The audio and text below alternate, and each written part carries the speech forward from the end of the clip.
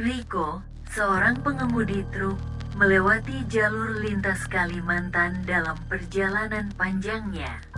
Malam mulai turun, dan Riko merasa sangat lelah.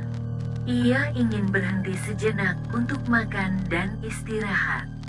Di tengah hutan Kalimantan yang gelap dan sepi, ia melihat sebuah rumah makan yang tampak misterius muncul di pinggir jalan.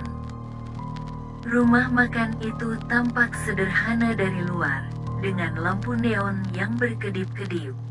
Walaupun aneh, Riko memutuskan untuk berhenti karena tidak ada tempat lain yang terlihat di sepanjang jalan. Ia memasuki rumah makan dan disambut oleh suasana yang agak aneh namun tenang. Pelayan di dalam tampak ramah dan menawarkan tempat duduk dengan segera. Riko melihat menu yang disajikan, dan semua hidangan tampak sangat berbeda dari biasanya. Walaupun menunya asing, ia memutuskan untuk memesan beberapa hidangan. Saat makanan tiba, rasanya sangat lezat, namun ada sesuatu yang terasa tidak wajar. Riko mulai merasa bahwa ada sesuatu yang aneh dengan rumah makan ini, tetapi dia mengabaikannya dan melanjutkan makannya. Seiring dengan makan malam, Riko mulai merasakan suasana yang semakin aneh. Suara-suara di luar tampak semakin dekat, meskipun rumah makan itu berada di tempat yang sangat terpencil.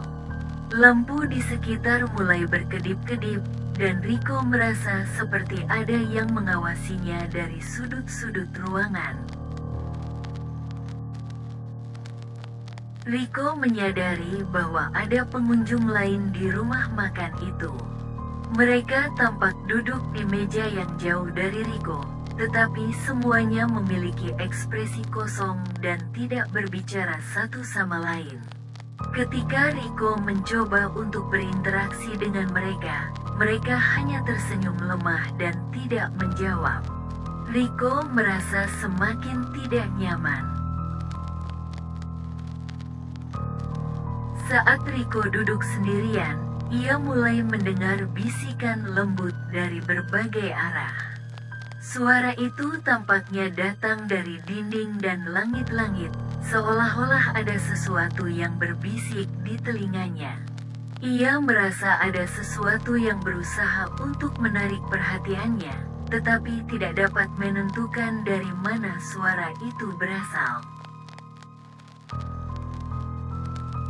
Riko mulai melihat bayangan-bayangan aneh yang bergerak di sudut-sudut ruangan. Bayangan-bayangan itu tampak seperti sosok manusia, tetapi mereka bergerak dengan cara yang tidak alami. Riko merasa semakin cemas, dan ia mencoba untuk meyakinkan dirinya bahwa semua ini hanyalah efek dari kelelahan dan kegelapan malam. Ketika Riko mencoba untuk berdiri dan pergi, ia menyadari bahwa lantai di sekitar meja tempat duduknya mulai bergerak. Lantai seolah-olah bergetar dan bergerak mengikuti irama yang tidak bisa ia pahami. Riko merasa terjebak, dan upayanya untuk meninggalkan tempat itu menjadi semakin sulit. Riko mencoba mencari pintu keluar, tetapi saat ia mendekati pintu, pintu tersebut tiba-tiba tertutup sendiri dengan suara keras. Ia merasa terkurung di dalam rumah makan itu. Setiap kali ia mencoba membuka pintu, pintu kembali tertutup dengan kekuatan yang tidak dapat ia lawan. Riko menemukan sebuah ruangan kecil di belakang dapur yang tampak seperti gudang. Di dalamnya, ia menemukan berbagai benda aneh dan barang-barang tua yang tampaknya tidak pernah digunakan. Di antara barang-barang itu, ada sebuah buku tua yang berisi tulisan-tulisan tentang ritual dan kepercayaan kuno. Sinta mulai menyadari bahwa ada sesuatu yang lebih besar terjadi di rumah makan ini. Setiap kali ia mencoba untuk meninggalkan tempat itu, ia merasa semakin terikat dan tidak bisa keluar. Rumah makan tampaknya memiliki kekuatan untuk menahan pengunjungnya di dalamnya.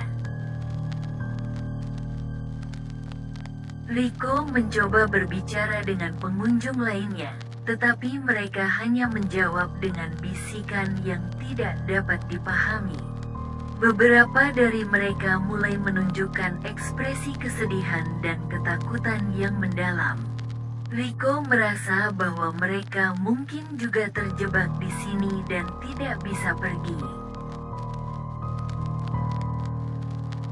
Sinta menemukan sebuah ruangan tersembunyi di dalam rumah makan yang berisi berbagai masker yang dipakai oleh pelayan.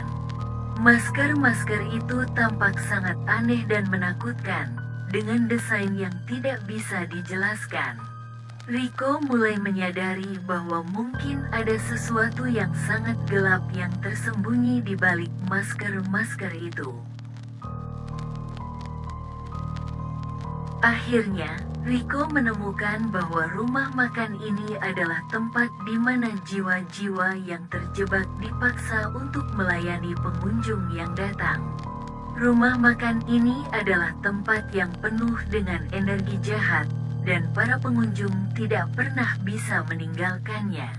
Rico menyadari bahwa dia harus mencari cara untuk melarikan diri sebelum dia menjadi bagian dari tempat itu selamanya.